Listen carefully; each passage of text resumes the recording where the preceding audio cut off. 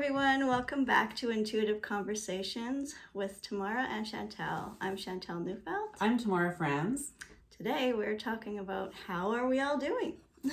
It is March 11th, Sounds right. 2025. So we are in the thick of some pretty intense changes going on. We're Canadian, and so and living right near the border, and so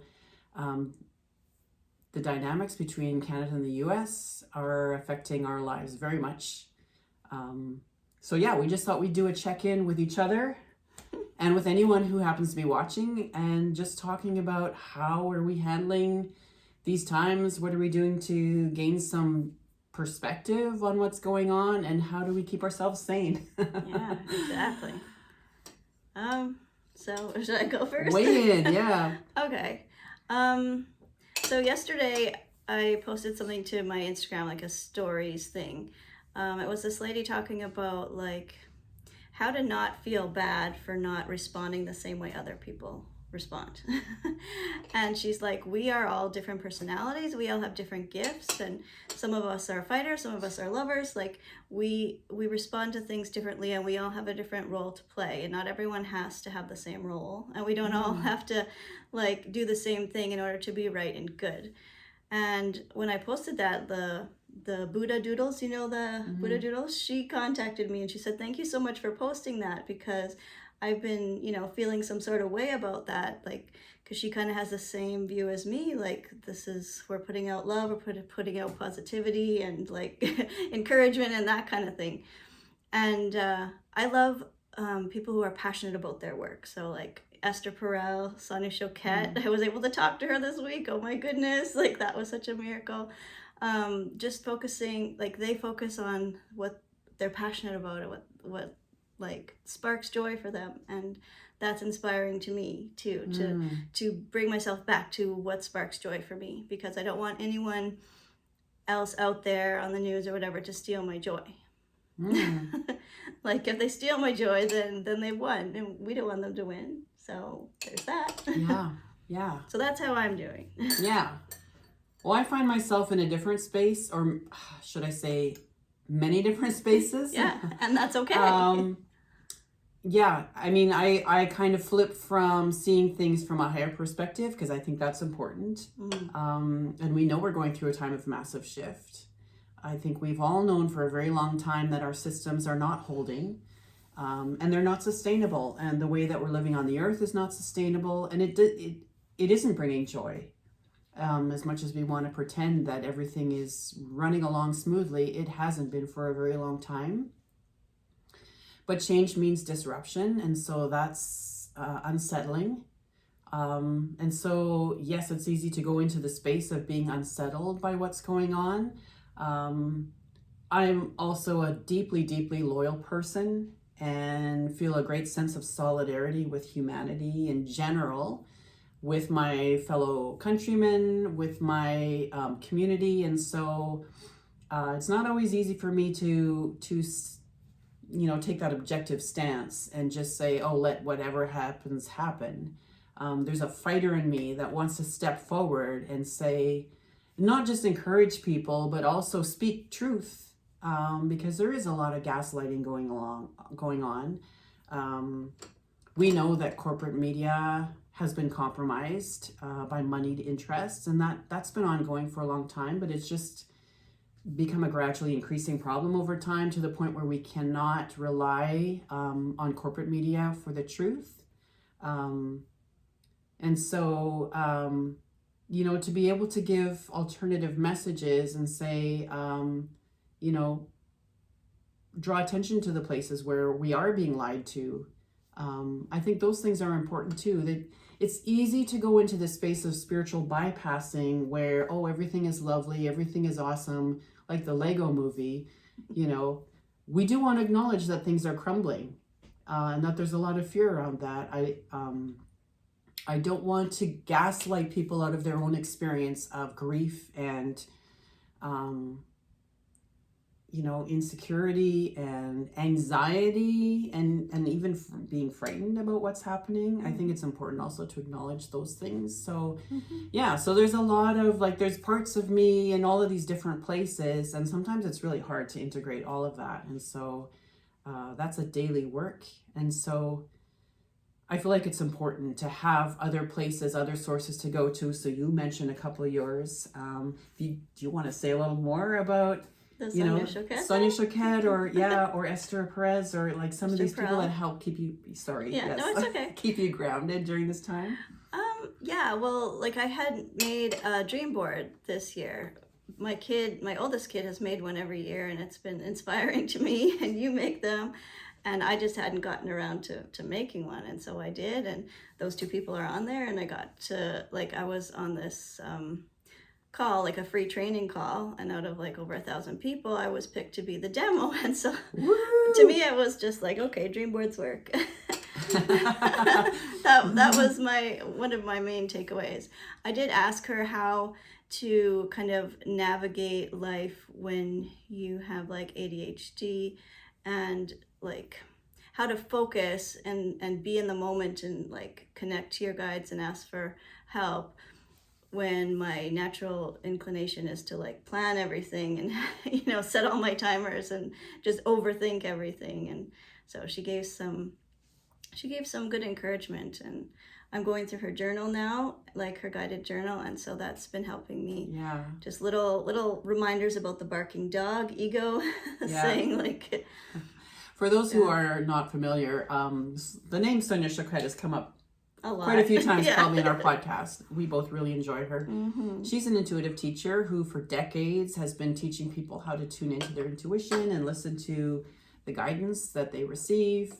She's a very grounded person, has a YouTube channel, and lots of helpful techniques about getting around anxiety and how to just really tune into how to ground yourself and tune into your inner guidance. Yeah, and I think that it's really important.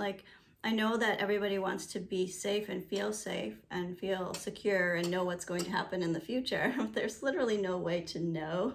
So we really have to be connected to our intuition in order to navigate these times. To know in the moment what's the next, what did they say in Frozen 2? The next right thing, just do the next right thing. So, I just think that's a really good lesson. Yeah. You said something that triggered a thought, and now it has just completely evaporated. Oh, dear. I love it when that happens. The next right thing, intuition, it'll come back. Yeah, well, just that we don't know what's going to happen. There is a lot of uncertainty, and I'll say whatever you said before triggered me to think about grief. When I was going through grief when my brother and sister died, my cousin came over and just was with me with all of my moods, because the moods and the cycle of grief, it changes all the time. And I didn't need her to come over there and be down in the dumps with me. I didn't need her to be there and do the spiritual bypassing or the cheer me up thing. I just needed her to be with me, and she was. It was such a good example for how I want to be during this time when other people are going through the stages of grief, when things are crumbling. Just to be there and I don't have to be down in the dumps, and I don't have to be super cheerful. I can just be there, be myself, and that's enough. We can all show up with our gifts, and that's enough. We don't have to be a certain way. Right. Yeah. I'm remembering now the thought that was triggered because you talked about uncertain times, and we can't know the future, but that's always been the case, right? Yeah. And how many times do my husband Joel and I say to each other, I could walk out tomorrow and a brick could fall on my head. I could be hit by a bus, right? There's never know. Nothing has ever been guaranteed. It's just now that's more in our face than usual. Yeah. But life has always been that way. Yeah, we think that we have everything figured out and planned out. Often I plan my day and half of it goes different than I had planned, right? Or my week or my month or my year, right? Yeah. We make our plans, and then we are co-creating with the universe, whether we're doing it intentionally or not. It happens. Yeah. So you mentioned Sonia Choquette. And one of the people whose groundedness has really helped anchor me during this time is a woman named Pam Gregory. She's an astrologer from England. Well, one of the things that she does is she started every Sunday, and this doesn't happen online or anything. It's just a suggestion she made to her listening community is at 7 p.m. every Sunday, sit down for 15 minutes and just envision the world that you want to see. Remember how Gandhi said we must be the world that we want to create. And so what is that world? Think about the generosity of spirit. Think about people awakening to their potential. Think about sharing the abundance so that nobody has to starve. Think about being a presence of peace so that wars everywhere end. And at this point now, she's suggesting every evening. So whatever time that works out for you, you can check online what your local time is. But that would be something small to do for 15 minutes a day where you know you're connecting with a much larger community. And think of all of these people around the globe, because she has quite a following. And this is all based on the work done by Lynn McTaggart, who wrote some books, The Intention Experiment, and she's done many, many experiments with people intentionally meditating in different places. Oh, yeah. And then measuring the crime level and there is a noticeable effect that people have when they gather together with a common intention. And so that's something that we can all tap into that can help us feel like we're part of something larger that is, because this is a time of opportunity, right? When we're in a time of shift, old systems are crumbling. We need new solutions. And we've known it, but we just haven't known how. Now we're being forced into it. And that was always going to be the way, because power never releases its grip easily. And so we are going to see the powers that be crumbling before our eyes. And this is a time for us to intentionally contribute to the world we want to create. Yeah, so it's there's this quote that came to mind, energy flows where attention goes. Yeah. So where do we want to be giving our attention to, the news or the world we want to create? Mm-hmm. And I mean, they should at least get equal time. I mean, I'm not giving the news much time, but they should at least get equal time. Yeah. Because that's like what we're envisioning. Like, I'm all about hypnosis, and literally it's about the imagination and what you're envisioning.